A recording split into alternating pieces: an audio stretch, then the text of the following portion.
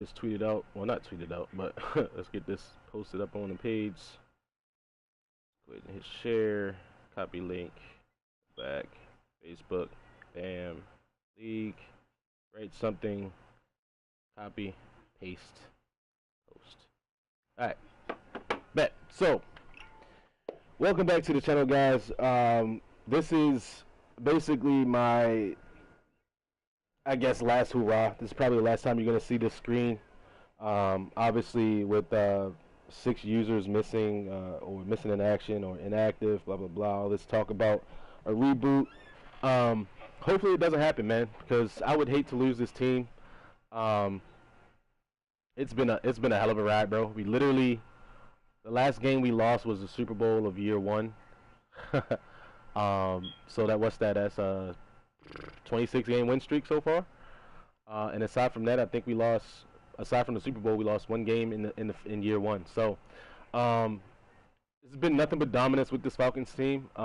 Everybody knows that there's a little bit of controversy of how I got this team, how I fell into this team, where it was a user that picked this team 4th overall, and then decided to back out, and I was lucky enough to be right there to pick it up. But real quick, bro, we're going to start on the defense. You saw the offense. I'm just hovering over that. I really just want to go through the easiest way to build this team, bro. And it's not hard, but it's also really not so cookie cutter. You know what I mean? It's not like you can just say, all right, this works, that works, just develop him and do that. For the most part, bro, like the more games you win, the more XP you get. Just think of it like this: when you get to the playoffs, you got 4 more games. If you make it to the Super Bowl, you got 4 more games. That's 4 more weeks of development. You know what I mean? Off season, like bringing in guys that are gonna make plays for you, or whether that's making trades or actually picking up free agents. I got situations in other leagues where I picked up some key free agents. You know what I mean? And they're making plays for me. And there's players that you really wouldn't, like go after so much as how it's more like how you use them. You know what I mean? But this defense, bro, I really just want to go over a couple things of the easiest ways to build the Falcons. Obviously, with this whole reboot thing going on, whether we do it or not, I hope we don't. But one of the first things you want to do, bro, in year 1, is start to build your DBs, man. Because defensive back is one of the main things that you want to have on your defense, bro. Like defensive line and linebackers, they're gonna play sound defense as long as you play your gap principles and stuff like that. But for the most part, bro, your DBs are going to be the ones that are defending passes. Now, mind you, this is like a 200 XP league, if I'm not mistaken. It's either 200 or anywhere between 175 and 225, something like that, for these players. So right here, you're looking at Desmond Trufant, and this is a player that comes with the team, obviously, and he's also going to be a player that's under contract for a nice long while, I believe. Maybe not. Maybe I signed him to a 5-year deal. But anyways, I knew I was going to sign him because in my mind I had a vision for him as far as his athletic ability, that he could play corner for me for at least 3 or 4 seasons and then kick the safety if need be. So if you're looking at his stats, bro, across the board, looking at his numbers, his attributes, 92 speed at cornerback, I believe he doesn't drop below 90. His agility at 97 is really key, as well as his acceleration. So with that being said, bro, one of the main things that I built up for him was his man and zone coverage. He was already, I think, like close to 90 man coverage, and I believe he was like 84, 85 zone. But we took that time, bro, in year 1 to develop defensive back on defense. We did training every week for defensive back and linebackers. And year 1, our focus players was Jalen Collins, who I knew would be great, especially given that he was only 22 when he was drafted. He's 6'1", 90 speed. He had press. He had decent press and 92 agility. And I knew it was a situation where I could sign him early before he got up to like where he is now, obviously like a 93, 95 overall. I could sign him early to a cheaper deal. So he signed to like 45 million, 40 million, something like that for about 5 years. So he's basically going to be under contract until he's about 29 or 30, which is typically when they start to decline and when you can, they're more expendable and you should be looking for replacements anyway. At this point in his career, though, at quick development with 1 year of focus training, He's up to, minus the confidence boost because that's giving him +2. He's up to 97 man, 92 zone, 90 play rec, 96 press.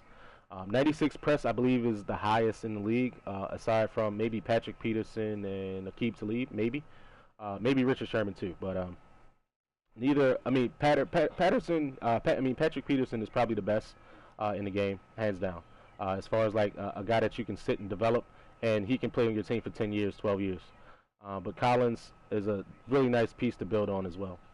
He makes hella plays, bro. Let's take a look at his stats for the first couple years. I think he only made the Pro Bowl once. But he had 7 interceptions in his first year on the team. First year with in the CFM. 20 pass deflections the next year, but only 3 picks. Only 2 picks so far this year, but he also does have 8 pass deflections, bro. And that's just through 10 games. You know, like, you really can't test these corners, bro. Like, so that's something you definitely want to, focus on. This guy right here, Keanu Neal. Probably the best defender I've ever played with, aside from Vic Beasley. Now, Vic Beasley is dynamic in the way that he can rush the passer as well as stop the run because of his attributes and how I have him now. But Keanu Neal, being a 99 overall, you really can't deny that shit, bro. At this point, we're really just upgrading man coverage. We signed him to a long-term deal, 7 years, I believe it is. Let's take a look at his stats, or his rest of his attributes here. We got him up to 81 block shit, bro. If I play him in the box, he's literally a linebacker. He's 215 pounds, 211 pounds. He's literally a linebacker, bro. 91 stamina, got his injury up to 98. He's got high motor, clutch, strip ball, big hitter. You know, he's that guy. And he comes with 94 hit power. With the confidence boost, it goes up to 95. So basically, you can guarantee that if you got on big hitter or aggressive big hitter trait for your defensive adjustment, he's going to lay the lumber, bro. 95 zone coverage off rip is where I have him now. He's with the confidence boost. He's up to 96. 96 play rec. Like, as the cover 3 safety, there's nothing going over the middle towards this guy. Period. That play rec, that zone, that awareness. I believe his awareness is 95 as well. You know, he made the Pro Bowl twice. Let me just see, because I don't think he won Defensive Player of the Year. He might have. That's defensive back and 2-time Pro Bowler. Let's take a look at his stats, bro. First year on the team, first year taking over the CFM, 2 sacks, 7 picks, 11 pass deflection. I believe he scored 3 touchdowns. 1 fumble recovery, 2 forced fumbles. Forced 2 fumbles last year. Does not have one this year yet, but he also already has 10 pass deflections and 6 picks. And this is just through 10 games, bro. Just through 10 games. We're playing our defense a little differently than we did in the first 2 years. We're playing a little bit more coverage because we can literally send for and get excellent pressure with this team. And that's another thing that you want to definitely try to build as far as if you do get this team or any team in general. You really want to build your pass rush so you can just rush forward and get good pressure. Mr. Vic Beasley, 2-time reigning Defensive Player of the Year. Probably the most dynamic player I've played with on defense, aside from Keanu Neal. Like, these two, granted, Neal can be exposed in defense and coverage just as anybody else, but you really cannot deny this man coming off the edge. And the fact that he's going against right tackles instead of left tackles also plays into his hand. Now, for whatever reason, they don't count his 2016 stats under here for whatever reason, but he had 15 sacks in the real NFL, basically for Madden 17. His first year with the in the CFM, 21 sacks, bro. 21 sacks. Second year, 23.5 sacks. Now, mind you, this is 2 years where he came in second in the league in sacks, but first in the NFC. So far this season, he has 11 sacks through 10 games. In a situation where like I said, we're not playing our defense the same way we did before. We're really only rushing 4. We're not sending blitzes as much, so he's not coming free off the edge. So we're basically just trusting him, trusting him in a 4-man rush situation. He's getting there. He's got more forced fumbles this year than he does have at any point in his career. Recently this season, we traded away what's his face, Deion Jones. We traded away Deion Jones. We got a king's ransom for him, bro. We got a first and second round picks for Deion Jones, and we were comfortable with that because, one, we have Jordan Hicks, who we traded year 1 for Tevin Coleman. But we're comfortable with letting Jones go because we still have DeAndre Coleman on roster, which is a nice little user linebacker. He's 6'4" and 85 speed. So There's that. Jordan Hicks is another. Is one of those players, bro, that like if you have an Eagles user that's not really, I guess, like he doesn't really know what he has in Jordan Hicks, then if you can pry Jordan Hicks from anybody, do it.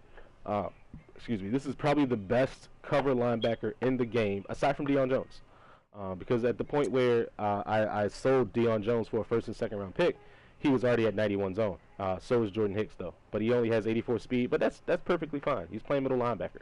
Like, you know what I mean? 84 speed is enough to get to the edge on stretch, on toss, all that good stuff. But his 91 zone is where it really comes into play. Got him so far right here. We got clutch trait, big hitter, strip ball, high motor, all that good stuff for linebackers, bro. The main thing you really want to build when you get Jordan Hicks, if you have Jordan Hicks, is his injury, which is, I believe it starts out at mid-70s or low 80s. Got that up to 98 early, and, let it rock from there, bro. He's made a lot of plays. He's made a lot of sacks, made a lot of picks.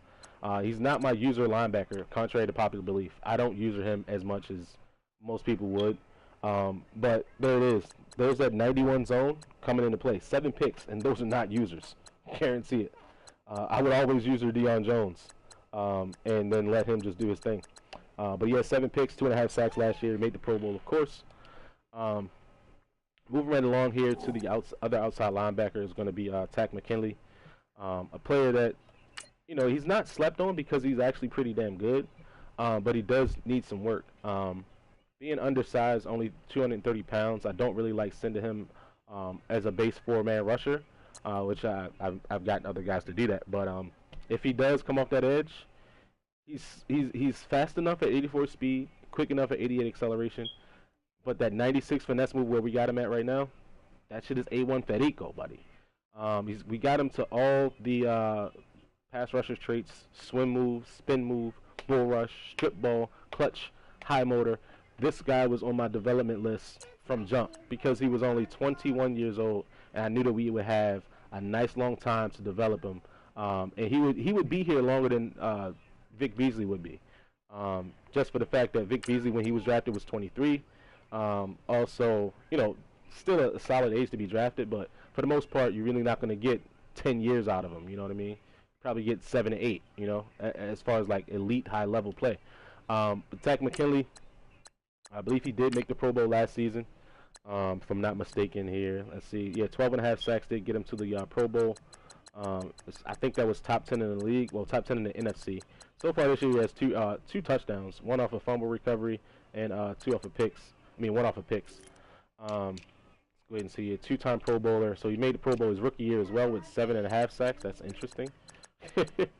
But there's that. Takk McKinley, another great piece to build on, bro.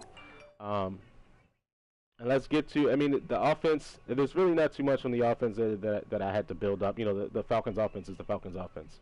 But I'll get to that second. I just want to go over the, so year 1 draft, I had 3 first-round picks.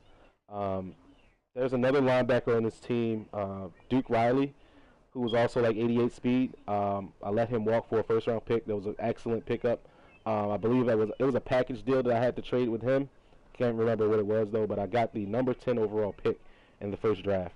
And I drafted the offensive lineman. You'll see him shortly after this defensive video. The 21st pick, who I acquired when trading away, what was his name? Tevin Coleman, was used on this guy, Julian Barnett. Now, in year 1 of any fucking CFM, bro, there's not a lot of guys looking for defensive linemen. There's a couple main positions people look for in drafts that are always going to go early. Your quarterback is going to go early. Cornerback is going to like all the good corners are gone by the top 10. Period. If they're not, people aren't doing the damn jobs. But cornerback go early. Quarterbacks go early. If you see a running back that runs like a 4.2 or 4.3, he's gone early. Wide receivers that are fast, even though they're only 5'7", 5'8", they go early. So at the 21st pick, I was just sitting there and I was like, bro, like this is literally the best player left on the block, on the board. There's no way I'm not taking him because this fills a hole for one. I didn't need to draft a wide receiver at the time. I didn't need to draft a cornerback. I didn't need to draft a quarterback. So what I did was I drafted the best player available, and that was Julian Barnett, right? So looking at this man, his attributes across the board, bro, and one of the main attributes that's not shown is impact block. So far, he's got bull rush and high motor. Big hitter. He came with big hitter, even though he only has fucking 76 hit power. I don't know why Madden draft classes do that. Like, they'd rather give a clear pass rusher big hitter as opposed to giving him a pass rush straight like bull rush, swim, or whatever. But in any case, we spent some XP on high motor and bull rush. We also spent the bulk of the XP on impact block because I knew exactly how I wanted to use him in my 3-4 defense. He was pretty much going to play DN, and when we go to nickel, he was going to kick inside, you know. For the most part, bro, he's only got 8 sacks. He missed some time in his rookie year, which kind of sucked. He missed about 3 or 4 games. But so far this season, he's come back with a vengeance. Already has 5 sacks as an interior pass rusher on my defense. Also has a safety. And if you look at his TFLs, that's 9 TFLs, bro. We're only in week 10. We've only played 10 games. He's 9 TFLs already. Let's go ahead and go to the little upgrade screen here, just because that's probably the only place you can really see what his impact block is. And we're going to go over this stat, bro, this attribute, in detail. So impact block has always been an offensive trait. This year, Madden, they implemented impact block for defense. And if you read the description on the right, increase impact block to blow up the blocker and stay on your feet when engaged in the block. That right there, bro, having people with 90 plus anything, especially 90 plus impact block, is going to stop the run. That's what you need to stop the run. It's not a secret. It's right there in the game. It tells you right there. So for all those people that's out there building D linemen that are just going for power move and block shed, bro, there's another stat, bro, that you're really overlooking, and that's impact block. Now we do have him the 90 power move, 90 block shed as well, and he's 87 strength is pretty decent. It's pretty solid. 77 speed is good. It's damn good, bro. Watch out, bro. Watch out. Here, you want your phone? Yeah, it's charged up. But yeah, 77 speed is pretty decent as well. If he does get off a block, huh? Yeah. If he does get off a block, he is equipped to get to the quarterback with that 77 speed. And mind you, like I said, this was the 21st player taken in the draft, bro.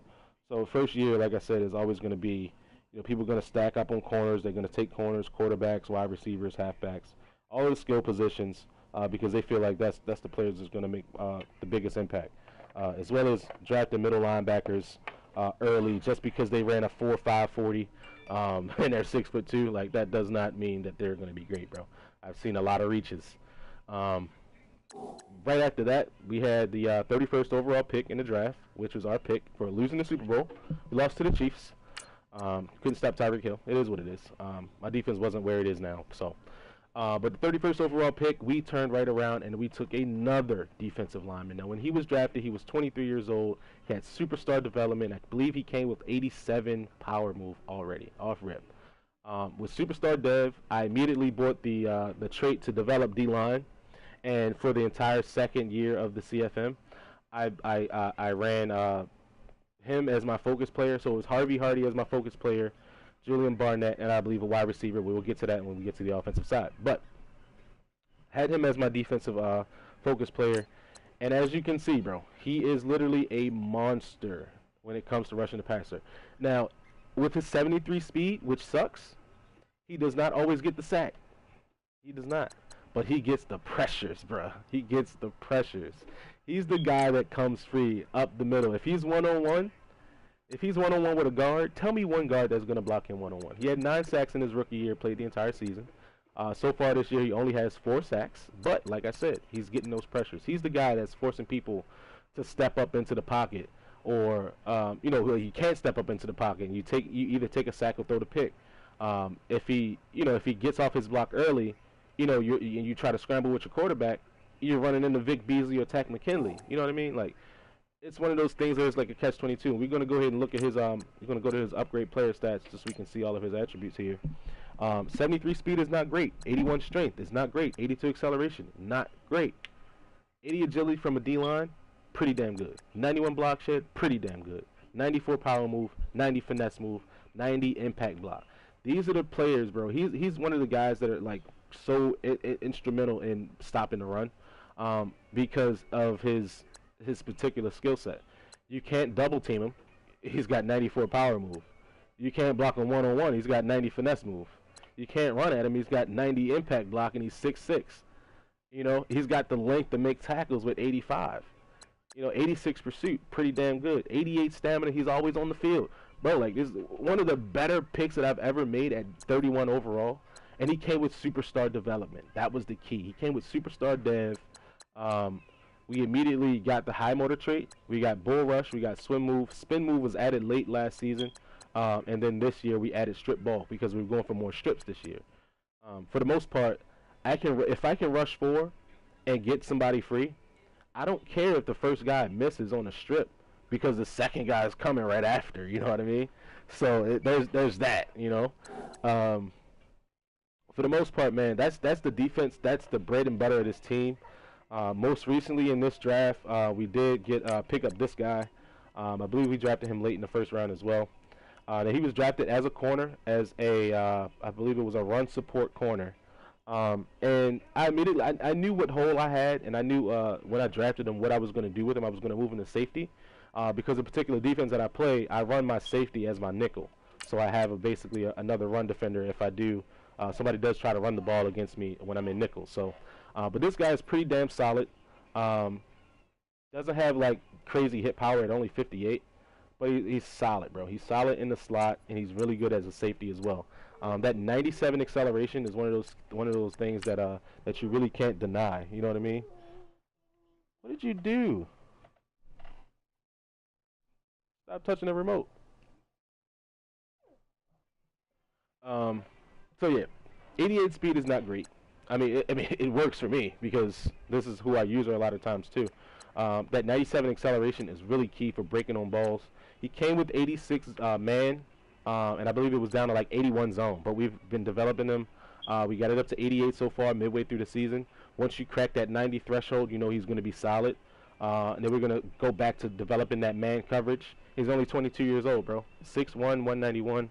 Once we get into the next season, if we do get in there, I hope so we do.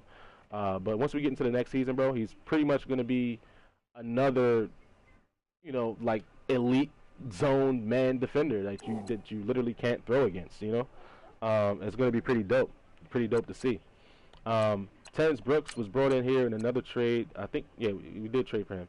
He's pretty much brought in as a blitzer. At 91 speed and 87 pursuit, we did get that pursuit up for him. We're going to take a look at his stats. So he hasn't really been getting too much playing time this season. But for the most part, his year 1, 5 sacks, 3 picks, 4 interceptions in last season. He was basically my backup safety. He did get a lot of playing time. 51 tackles there. A lot of that is special teams as well. But he did get 1 sack and 4 picks. 4 pass deflections. But we did get an upgrade with that rookie that we drafted. And definitely want to get him some playing time. So, come on, Brooks. Sit over here. So, yeah, there's that. I think that's everything that I wanted to go over with the defense, bro. DeMonte Kazee, of course, he's a playmaker, man.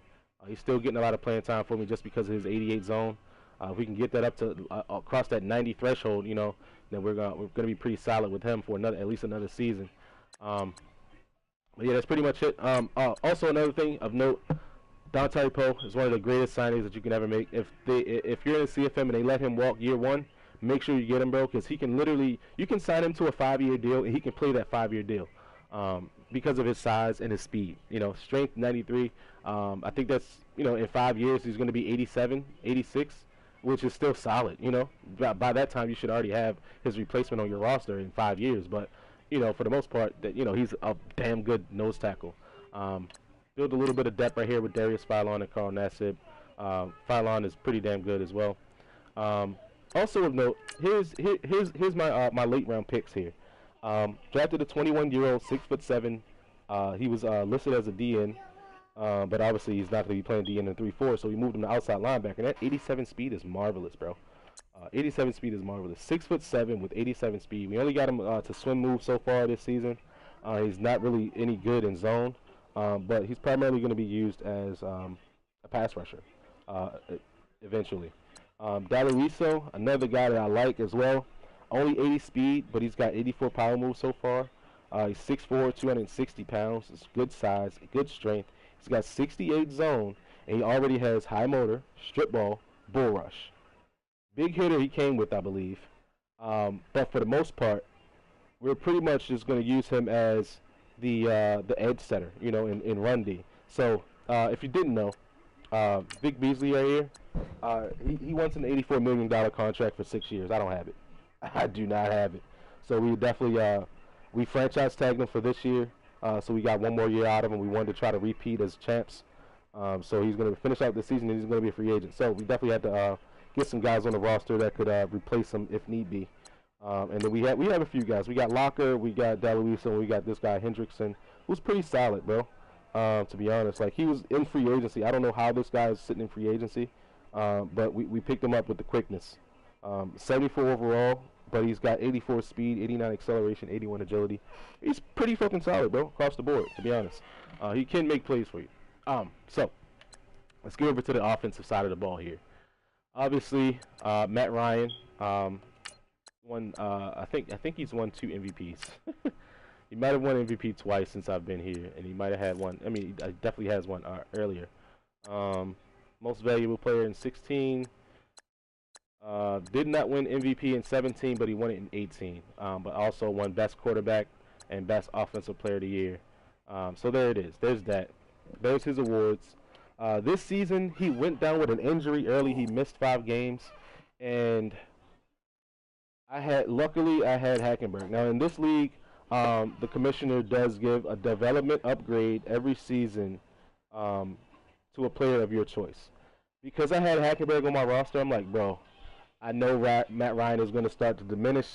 I need to have a plan in place to have a viable backup, and a starter, because I'm not picking early in the draft. I'm not going to be able to get a quarterback. You know what I mean? So we took Hackenberg. We signed him to a 7-year deal after year 1, and we took that time to develop him, get him a quick dev, and we've been maxing him out this season because, like I said, Matt Ryan was injured. So he came in for a couple games, bro. Started a couple games, and he's never really looked back. Now, granted, because Ryan is healthy now, I have taken Hackenberg out after missing a few throws. And played Matt Ryan. He's won us 2 games because of that. But you can't really deny these numbers, bro. Through 10 games, he has a 2-to-1 touchdown to interception ratio through 10 games. Now, 10 picks is a lot for 10 games, but when you're playing with a quarterback that's not that great yet, it's expected. You know what I mean? It is what it is. At the end of the season, if I can continue his greatness, definitely behind this offensive line, you'll see. If I can continue his greatness and he can win MVP, the sky's the limit for Hackenberg, bro. So, let's get to the wide receiver situation here. We got Calvin Benson, who was, and this was a project player, bro, and it's a situation where I had no idea that he was going to be this good. I drafted him with the 31st pick in the 5th round because he was a route-running wide receiver. I was like, all right, let's go ahead and get a guy on the roster, bro, that can develop behind these 3 starters that I have, and be maybe a punt returner, kick returner type of deal. He came in and did that tenfold, bro. His rookie year, 87 catches, 1,100 yards, 11 TDs. That actually led the league in catches, not yards, but he led the league in catches with 87. It's a lot of underneath stuff, a lot of, like looking to Julio for the touchdown, take the check down if it ain't there. And he was a check down most of the time. So there's that, bro. And that's just, he's a product of the system. And mind you, I believe he also was returning kicks for me that season as well. Let's go back to that. 87 catches, 1,100 yards in his rookie year. 7 punt kick returns for 164 yards. 34 punt returns for 486 yards. So he made the Pro Bowl, I believe, off the strength of his wide receiver numbers for one, as well as he probably could have made it as a returner as well. So he got a lot of XP. He got 30,000 XP for making the Pro Bowl. And he also led the league in receptions, which was like another 20 XP or something like that, 20,000 XP. So he had 50,000 XP to use at the end of the year. And obviously, when you get 87 catches and 1,100 yards, you got some XP to use throughout the year anyway. So we went on ahead, got his route running up. He got his spec catch up at the end of the year. He got his catching traffic up. So the only knock on this guy is that he has 88 acceleration. That's it. But the 89 elusiveness, 91 ball carrier vision, 88 stamina solid, stiff arm 65, juke move 90, 90 kick return, so he doesn't muff punts. Yeah, he's pretty damn solid, bro. Pretty damn solid. 83 release is pretty respectable as well, considering he's only 5'9", 188. Julio Jones has been Julio Jones. He was at one point on the trade block because I was like, I need to trade Julio in order to get enough money to sign back. What's his name? Vic Beasley. But at the end of the day, bro, I decided against it. You really can't deny these numbers. Like, look at the numbers, bro. 97 catches, 1,900 yards, 19 TDs. Last year, it was a down year for Julio. Just under 80 catches, but 20 touchdowns, 1,600 yards. You know, Julio is Julio. Matt Ryan, over the last 2 years, has been a stud, of course, with all the awards that he's won. We did move Taylor Gabriel, who was still 95 speed, to the Patriots. But that's only because we have this guy on the roster, bro. We drafted this guy late. 95 speed. Got him up to 81 spec catch so far. I think he's got, no, he doesn't, he has run after catch so far. But, you know, pretty much he's primarily just going to be running drags for now until we can get that release up and that route running. But for the most part, bro, he's that burner. He's that burner that we need. Jake Butt picked up in free agency. He's been a solid tight end number 3 or fullback.